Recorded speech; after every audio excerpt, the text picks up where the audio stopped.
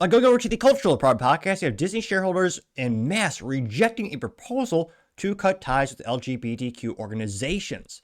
Now, before we dive into the actual article, I thought, let's ask Grok, or Elon's ex-Twitter amalgamation AI, X, who by chance the top major shareholders, and no surprise, you know exactly who they are, but nevertheless, I'll show them on the screen. Here's the good old Grok, and they say, quote, the major shareholders of Walt Disney Company include individual and individual as well as institutional shareholders. Again, click that subscribe button when I start the show. Basically, no subscribers. I talk faster than Ben Shapiro and stumbled over my words worse than Joe Biden trying to climb upstairs. However, as I slowly but surely gain more subscribers, getting better at speaking. Granted, a lot of room to go. Some might argue it's just modicum improvement, though statistically speaking, an improvement nevertheless. So you can click that button. I would greatly appreciate it. And someday I'll make it through an entire episode speaking perfectly, articulately, and with enough bombastic voice to make it interesting, and I'll articulate things better, and someday make it through an entire great show. It's been 553, it's long overdue, but we're getting there. So if you can click that button, tell your friends, I'd greatly appreciate it. Or your enemies, might piss them off. Or they might become your friends because they're so enamored with your great suggestion of this high quality material.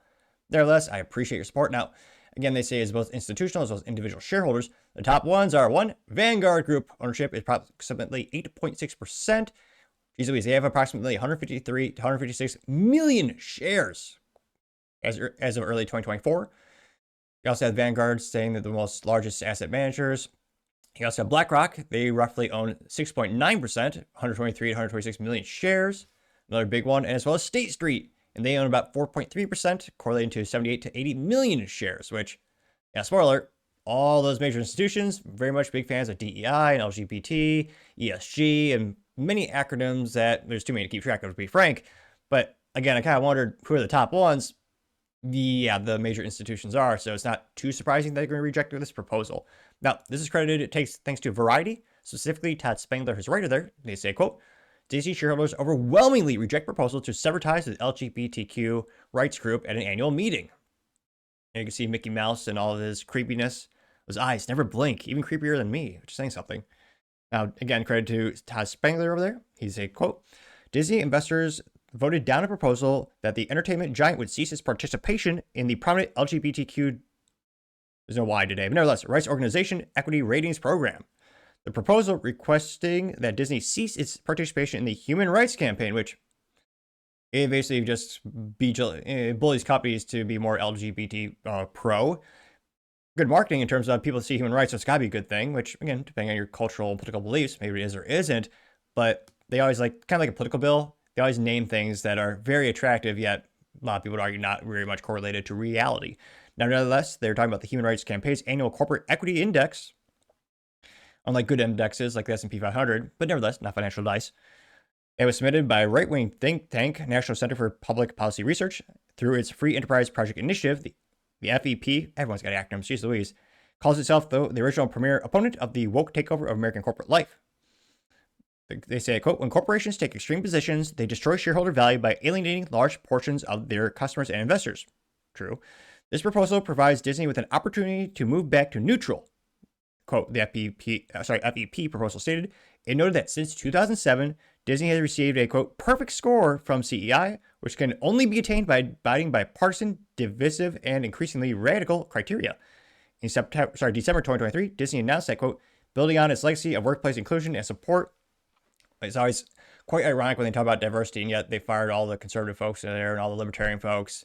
So it's ironically they have no diversity at all in terms of ideology. Nevertheless, they say that, quote, the Walt Disney Company received a perfect score for the Human Rights Campaign Foundation's 2023-24 Corporate Equality Index, the nation's foremost benchmark for surveying and reporting, measuring corporate policies and practices related to now they have a different acronym, LGBTQIA plus workplace equality.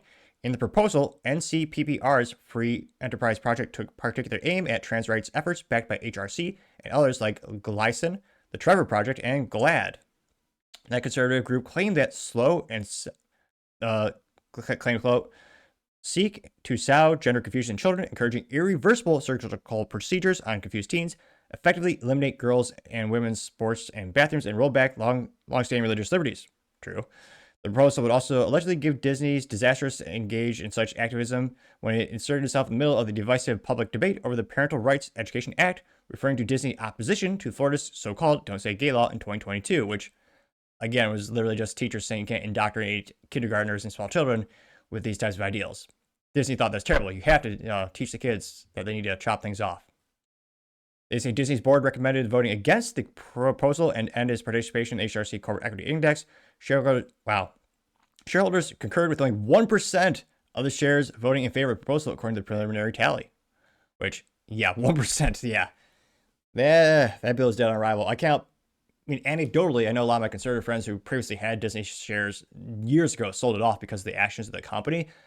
I'm not sure how many libertarian or conservative folks even own their stock at this point. They say, in its opposing statement, the board said that, quote, given the company's existing practices to assess participation in transparency efforts, the board's oversight of ESG reporting, workplace equity matters, and human rights policies, we do not believe this proposal will provide additional value to shareholders. I mean, it would if you weren't such a radical company. You'd have more prospective clients, but I partially digress. In a statement, Eric Bloom, the VP of Corporate Citizenship at the Human Rights Campaign Foundation, says, quote, this vote gives us a clear statement of the values from Disney's shareholders. They know that we know that despite all the noise, commitments to inclusion pay figurative dividends and help their bottom line. These people can't even do rudimentary math. That's why they keep losing money on films. A company that previously made so much profit on films, they were basically printing money. For years, they've been losing money on these crappy films. Statistically speaking, they are crappy. As well as just look at them. They're terrible. Now, they say that Thursday's vote rejecting the anti-HRC proposal comes after Disney last month scaled back its diversity, equity, and inclusion policies, and other companies have done in the wake of Trump's administration's aggressive push to eliminate DEI government and private sector initiatives. In Disney's case, the company announced it's ending its Reimagine Tomorrow as an initiative intending to promote stories from underrepresented communities. So we'll see what the true future is for Disney.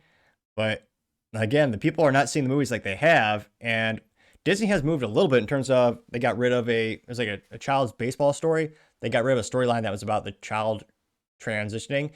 And they, I forget which film it was from Disney, but they even had one that glorified girls removing their parts, and they had the scars shown in the film. It's quite horrifying with anyone with the modicum of morality. But again, Disney's going to lean into this apparently. And again, if I was a shareholder, I'd be irate. I'd be like, we are losing money on movies left and right. You are, to give Disney some credit, they make money on the parks. Those are very profitable, very important part of their business model. But a lot of these films are just bleeding capital. They're just not making a profit anymore. So it'll be interesting to see if anything ever actually changes at Disney. And again, how many people still trust Disney with their kids? Lord knows I wouldn't if I ever had the blessing of having children of my own. I mean, shoot, that's why I'm a big fan of physical media. It also cannot be, it's yours, but they also can't be edited by the original manufacturers, and they can insert inappropriate themes or imagery. But let me know if you're a parent, do you trust Disney to, do you trust them at all with the material you put in front of your children? And then do you think, again, this is what the business wants, so the shareholders want. Do you think they'll make a profit in 2025? Let me know your thoughts, because as always, be fascinated to hear what you have to say. Thank you everyone for taking the time to tune in today. Again, trying to get to 5,000 subscribers by the end of the month. So if you can click that button, I greatly appreciate it. Also, give me a thumbs up, thumbs down, or comment. It's a great way to give me some additional feedback, letting me know how I can make the show better and better. Lastly, don't forget to take time to tell your family, tell your friends, tell your coworkers, heck, tell your enemies, tell anyone and everyone. Just stay safe and fight the good fight.